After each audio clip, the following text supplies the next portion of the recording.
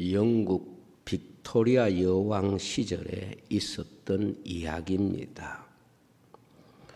스코틀랜드의 어떤 지방에 한 부유한 여성이 높은 언덕에 전망 좋은 곳에 세워진 어마어마하게 크고 낡은 저택을 사게 됩니다.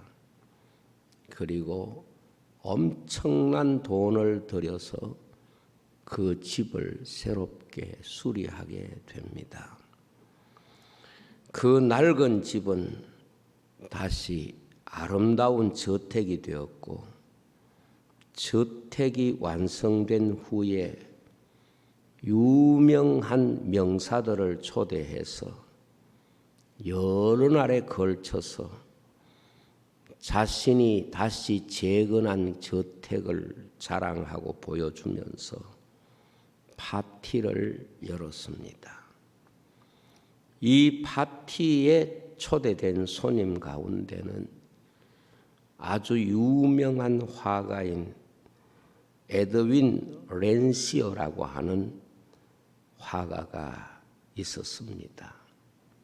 이 에드윈 랜시어라고 하는 화가는 당시에도 그림으로 워낙 많은 사람들에게 귀하고 선한 영향력을 나타내었기 때문에 경이라고 하는 칭호를 받을 만큼 사람들에게 존경을 받는 화가였고, 그는 평생을 동물들의 그림을 그리는 동물화가로서 굉장히 이름을 알렸던 그런 화가입니다.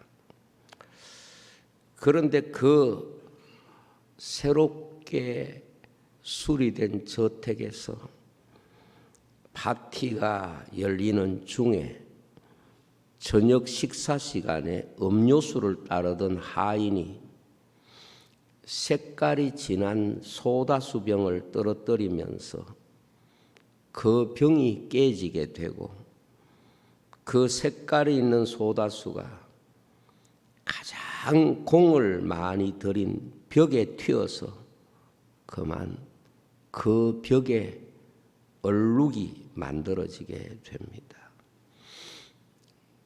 그래서 그 집 여주인은 그 종 때문에 그 벽이 얼룩지게 됨으로써 많이 속상하게 됩니다. 다음 날 아침에 다른 사람들이 사냥하러 나갔을 때에 랜시어 경은 그 저택에 남아서 그 얼룩을 배경으로 삼아 그의 작품 중에서 가장 유명한 역작, 가장 뛰어난 작품인 궁지에 몰린 수사슴이라고 하는 그림을 그 벽에 그리게 됩니다.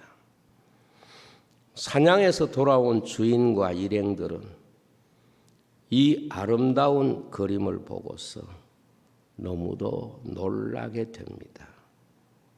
화가 랜시어는 보기 흉한 얼룩을 사용해서 세상에서 가장 아름다운 그림 가운데 하나를 그리고, 그 후에 그 집보다도 이 그림에 대한 가치가 너무 사람들에게 알려져서 이 집이 그림 때문에 많은 사람이 찾는 명소가 된 것입니다. 이 이야기에서 몇 가지 교훈을 우리에게 주고 있는데, 실패라고 하는 것은 어떤 사람에게는 실패로 끝날 수 있지만 어떤 사람에게는 실패가 복이 될 수 있다 하는 것을 우리에게 말해주고 있습니다. 그리고 사람의 위대함이라고 하는 것은 실패를 대처하는 자세라고 하는 것을 또한 우리에게 교훈해 주고 있습니다. 자기 집에 비싼 그 벽이 더럽혀졌다고 생각하고 속이 많이 상한 주인과 그것을 이용해서 그 집과도 비교할 수 없는 작품을 만든 미술가의 사랑과 또한 배려의 마음을 우리는 함께 볼 수가 있습니다. 일반적으로 우리는 그 집 주인의 마음을 닮아 있습니다. 그래서 어떤 문제 앞에 있을 때 그 문제의 결과로 생각하고 그 모든 상황을 돈으로 계산하고 그리고 사람들의 어떤 시선과 평가에 예민해져 있는 것이 우리들의 모습입니다. 그러므로 우리는 무엇이든지 빌립처럼 돈으로 계산하고 상황과 환경과 사람의 생각을 개입시키는 것이 일상적인 우리의 태도입니다. 그러나 여기 화가는 마치 주님의 모습을 닮아 있다는 느낌을 가지게 됩니다.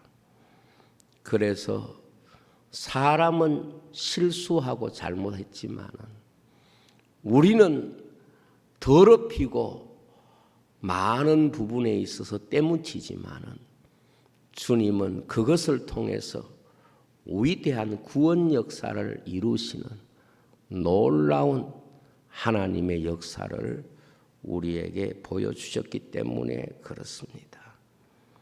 그래서 성경은 우리에게 말씀하기를 주님은 약한 자를 들어서 강한 자를 부끄럽게 하시고 죄인을 불러서 구원의 백성으로 만드시는 그 주님이시고 약한 민족 이스라엘을 들어서 하나님의 백성으로 삼으시고 구원의 역사를 보이시는 성경 역사를 우리에게 보여주시는 것입니다.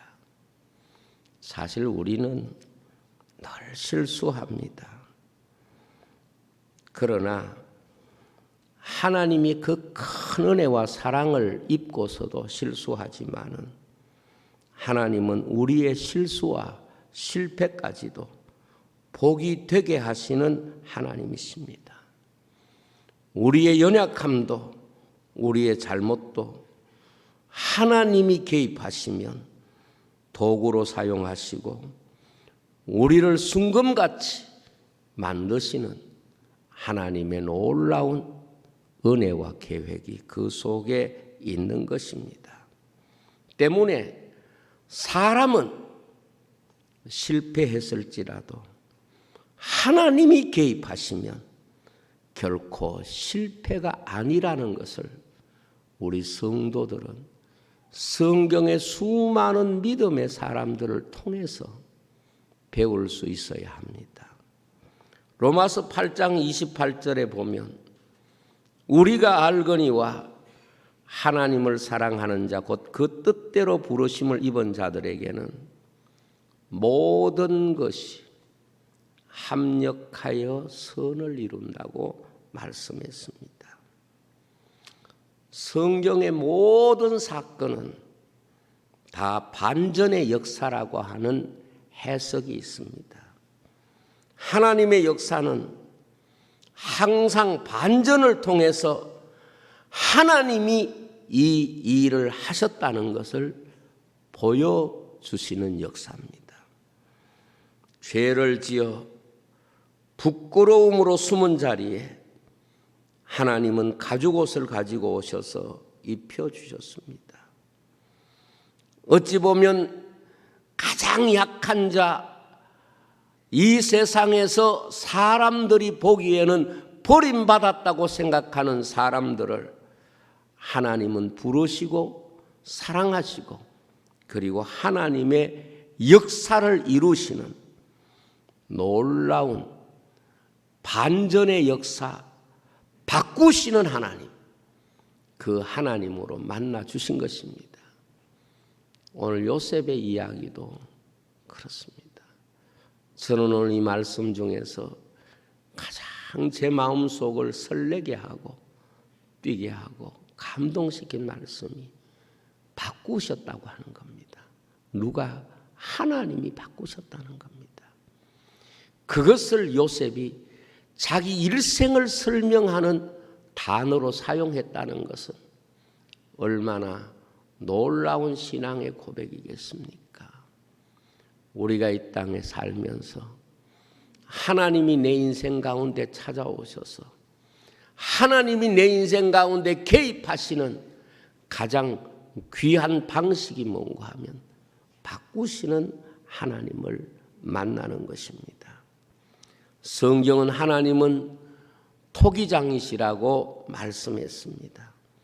흙을 가지시고도 인간을 만드시는 하나님이시고 얼마든지 상황을 바꾸실 수 있는 분이고 가치를 바꾸고 그리고 내가 울었던 울음을 웃음으로 바꿀 수 있는 분이 하나님이십니다. 예수님도 이 세상에 오셔서 처음 이적이 무엇입니까? 물로 포도주를 만드신 것도 오병이어의 사건도 주님이 오시면 주님이 함께 하시면 상황을 바꾸어서 사람이 생각하지 못한 결과들을 우리에게 주시는 주님이시라는 것을 말씀하고 있는 것입니다. 오늘 말씀에 요셉은 이렇게 자신의 삶을 말합니다. 창세기 50장 20절 보면 당신들은 나를 해하려 하였으나 하나님은 그것을 선으로 바꾸사 오늘과 같이 많은 백성의 생명을 구원하게 하시려 하셨다. 이렇게 말씀을 했습니다. 어떤 환경을 만나느냐가 중요한 것이 아니라 하나님이 그것을 사용하시느냐가 중요합니다. 아무리 사람이 좋은 환경을 다 가지고 있다고 하더라도 하나님이 그것을 사용하지 않으면 탕자적 삶이 될 수가 있고 아무리 수렁 가운데 있다고 할지라도 하나님이 그것을 사용하시면 요셉같이 된다는 사실을 우리에게 가르쳐주고 있는 말씀인 것입니다. 요셉의 삶을 통해서 성경이 우리에게 주시는 귀한 약속은 인생의 삶을 두 가지로 해석하고 있다는 것입니다. 인생은 주어진 환경에 지배받는 삶이 있고 주어진 환경을 바꾸는 삶이 있다는 것입니다. 어떤 사람은 주어진 삶의 평생 얽매여서 말 그대로 종노릇하는 사람이 있습니다. 종노릇이라고 하는 것은 어떤 개념인가 하면 평생 일은 하지만은 자신에 의해서 바꾸어진 삶이 없는 종속된 삶을 말합니다. 그러나 어떤 사람은 신분은 비록 종일지 몰라도 그 환경을 가지고 가정을 바꾸고 감옥을 바꾸고 만나는 사람을 바꾸고 세상을 바꾸는 요셉 같은 사람도 있는 것입니다. 여러분들이 세상을 살아가면서 내 삶이 세상에 의해서 지배받는 종노릇하는 인생인지 아니면 내 삶이 하나님이 사용하심으로써 나를 통하여 세상을 바꾸시는 요셉 같은 삶으로 사는 것인지를 늘 뒤돌아보아야 하는 것입니다. 여러분, 아무리 세상을 우리가 잘 살고 성공했다고 하더라도 그것이 나를 바꾸지 못한다고 하면, 또 그것을 통하여 우리가 세상을 바꾸지 못한다고 하면 그것은 맛을 잃은 소금과 꼭 같아서 버려진 것이고 밟히는 삶이고 가치 없는 삶이 될 수밖에 없는 것입니다. 그러나 소금이 비록 가격이 적은 물질일지라도 그 소금이 들어가면 음식 맛을 바뀌고 맛있게 하고 가치 있게 하고 사람을 행복하게 하는 이런 힘이 있는 것입니다. 오늘 우리가 이 땅을 살아가면서 내 삶이 하나님이 함께 하심으로써 가지고 있는 가장 분명한 증거는 그 신분이 어떠하든지 그 위치가 어떠하든지 그 사람을 통하여 하나님이 세상을 바꾸시고 변화시키는 일에 그 사람을 사용하신다는 것을 우리에게 가르쳐 주는 것입니다. 바꾼다는 것은 매우 많은 것 같아도 결국 두 가지 구조만 있습니다. 바꾼다는 것은 결국 두 가지 구조만 있습니다.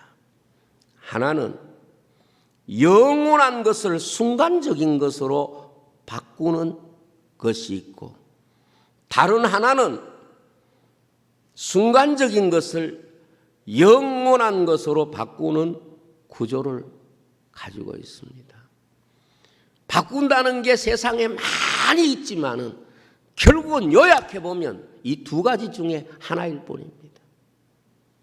영원한 것을 순간적인 것으로 바꾸어 사는 사람이 있고, 순간적인 것을 영원한 것으로 바꾸는 삶이 있는 것입니다. 예수님이 말씀하신 산상수훈에서 반석 위의 집과 모래 위에 지은 집의 차이가 무엇입니까? 영원한 것을 순간적인 것으로 바꾸어 사는 것이 모래 위에 지은 집이고, 순간적인 것을 영원한 것으로 바꾸어서 사는 것이 바로 반석 위에 집을 지은 사람과 같은 것입니다. 넓은 길과 좁은 길도 마찬가지입니다.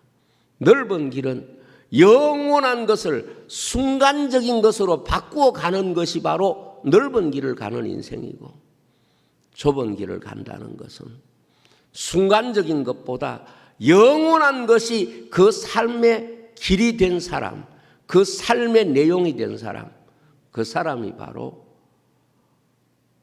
구원의 백성이고 생명의 길을 가는 사람이라고 말할 수 있습니다. 하늘에서 내려온 두 존재가 있습니다. 하나님 나라에서 이 땅에 내려온 두 존재가 있습니다. 마귀와 예수님입니다. 마귀는 인간에게 와서 영원한 것을 순간적인 것으로 바꾸도록 미혹합니다. 그 미혹에 빠져서 선악과를 먹었던 것이지 않습니까? 그러나 예수님이 온 것은 순간적인 이 세상의 삶을 영원한 삶으로 바꾸어 주시기 위해서 이 세상에 오신 것입니다. 그러므로 인자가 온 것은 많은 사람을 멸망에서 구원하여 영생을 얻게 하기 위하여 오신 것을 주님이 말씀하신 것입니다. 고린도후서 9장 10절에 보면 아주 재미있는 묘사가 있습니다. 심는 자에게 씨와 먹을 양식을 주시는 이가 너희 심을 것을 주사 풍성하게 하시고 너희 의의 열매를 더하게 하신다 하는 말씀을 했습니다. 여러분, 씨하고 양식은 같은 것입니다. 씨와 양식은 같은 거예요. 그런데 그것을 먹으면 양식이 되고 심으면 씨가 됩니다. 풍성한 열매를 거두기 위해서는 그것을 씨로 심는 자가 되어야 열매가 된다고 말씀하고 있습니다. 신앙생활은 육신적으로 먹고 마시는 것과 연결되어 있지 않습니다. 로마서 14장 17절에 보면 하나님의 나라는 먹는 것과 마시는 것이 아니요 성령 안에 있는 의와 평강과 희락이라고 말씀했습니다. 하나님의 나라는 씨앗을 심는 것과 같다고 마가복음 4장 26절에 말씀했습니다. 하나님의 나라는 사람이 씨를 땅에 뿌림과 같다고 말했습니다. 이 말씀의 의미는 우리 성도는 먹지 말고 살라 그런 뜻이 아닙니다. 우리 굶으면서 다 심어야 된다 그런 의미도 아닙니다. 그렇기 때문에 먹을 양식과 심을 씨를 주셨다는 말은 적어도 심어야 될 씨를 먹어서는 안 된다는 겁니다. 무슨 말인가 하면 순간적인 것 때문에 영원한 것을 잃어버리는 삶을 살면 안 된다는 걸 말합니다. 그래서 옛 어른들은 아무리 배가 고파도 심어야 될 씨에는 손을 댈 수가 없습니다. 그것은 미래를 포기하는 행위가 되기 때문에 그런 것입니다. 요셉의 일생에는 몇 가지 중요한 반전이 있습니다. 원래 사람이 가졌던 목적과는 전혀 다른 하나님의 개입, 닫고 말하면 하나님이 한 인생의 삶에 개입하시는 이유는 바꾸시기 위해서 개입하시는 것입니다. 그래서 나는 심고 아볼로는 물을 주었을 때 자라게 하시는 분은 하나님이신 겁니다. 요셉이 형들에게 팔려갈 때에 총리가 될 것이라고 팔려간 건 아닙니다. 요셉을 감옥에 보낼 때에 총리가 되라고 그곳에 잠시 보낸 게 아닙니다. 하나님은 사람에게 상황을 주실 때 하나님의 일하시는 모든 방식이 하나님이 개입하시면 바꾸시는 하나님, 그 하나님으로 그 사람이 경험하게 하고 만나게 하시는 것을 믿습니다. 성도는 바꾸시는 하나님을 믿습니다. 성경에 하나님의 은혜를 입은 사람들을 보면 바꾸시는 하나님의 은혜를 입었습니다. 믿음의 사람들이 자기 삶을 뒤돌아보면 다 이러한 경험들을 가지고 있습니다.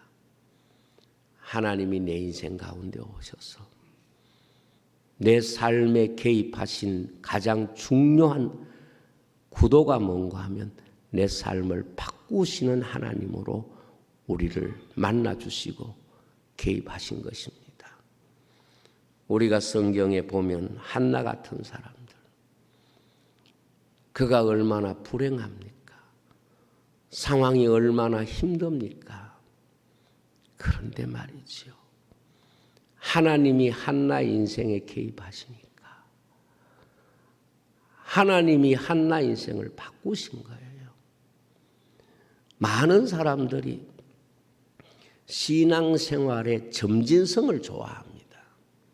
왜 신앙생활의 점진성을 중요하게 생각하는가 하면 힘들고 어려운 상황에 놓인다는 것, 또 우리가 아파하고 힘겨워하는 것을 사람들은 두려워하기 때문에 그저 아무 문제 없이 점진적으로 어떤 결과에 도달하는 것을 좋아합니다.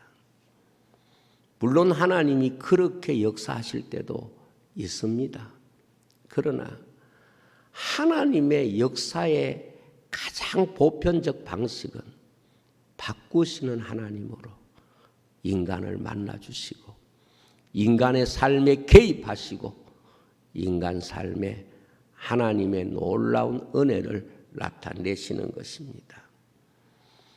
여러분, 홍해를 아시지 않습니까? 이스라엘 백성들은 홍해 앞에서 절망합니다. 그래서 그들은 모세를 향하여 외칩니다. 애굽에 매장지가 없어서 우리를 이곳까지 이끌어내느냐? 이게 도대체 뭐 하는 일이냐? 차라리 종으로 살아도 애굽에 사는 게 맞지. 우리가 다 홍해 바다에서 물에 빠져 죽든지 바로의 군대에 죽든지 이렇게 하는 것이 하나님의 일이냐? 이렇게 반감을 가지고 모세에게 대들 때 모세가 그들에게 한 말이 뭡니까? 하나님이 하시는 일을 보라. 하나님이 하시는 일을 보라. 하나님이 너희를 위하여 하시는 일을 오늘 보라. 그게 뭡니까? 바꾸시는 하나님, 반전의 하나님, 그것을 보여주시는 겁니다. 그때 비로소 그들은 하나님이 우리와 함께 계셨구나, 그것을 깨닫게 된 것입니다. 우리가 잘 아는 대로 룻과 같은 사람은 얼마나 불행한 사람입니까? 그러나 그가 하나님 만났을 때, 하나님을 그 마음속에 영접했을 때 하나님은 그를 바꾸어서 다윗 왕의 조상이 되게 하고 구원 역사의 가장 중요한 인물이 되게 했던 것을 우리는 잘 알고 있습니다. 여러분, 우리가 예수 안에서 경험하는 가장 놀라운 경험이 뭔가 하면 예수님으로 바꾸어지는 것입니다.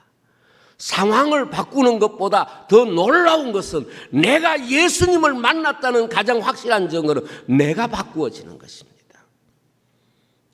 그것을 보여주는 사람이 십자가의 두 강도입니다. 한 사람은 예수님 만났지만 안 바꾸어집니다. 그게 버림입니다. 한 강도는 예수님 만나서 바꾸어집니다. 그것이 구원이었습니다. 오늘 우리가 이 땅을 살면서 이 신앙의 고백이 절대적으로 필요합니다. 우리는 예수님, 우리 환경과 상황을 바꾸어주는 이 놀라운 축복만을 생각했지, 진짜 축복은 내가 예수 만나서 새 사람이 되는 겁니다. 거듭나는 것입니다. 내가 바꾸어지는 것입니다. 주님이 바꾸시는 진짜 목적은 우리를 바꾸어서 하나님의 자녀가 되게 하시는 겁니다. 우리를 바꾸어서 천국 백성이 되게 하시는 겁니다. 우리를 바꾸어서 하나님의 거룩한 나라를 바라보게 하시는 것입니다. 바꾸시는 하나님, 그 하나님을 만나는 성도들이 되시기를 주의 이름으로 축복합니다. 기도하겠습니다. 아버지 하나님, 감사합니다. 정말 감사합니다. 우리에게 주신 이 말씀이 우리 한 사람 한 사람의 신앙의 고백이 되고 축복의 말씀이 되고 체험의 말씀이 되게 해 주옵소서. 예수님 이름으로 기도하옵나이다.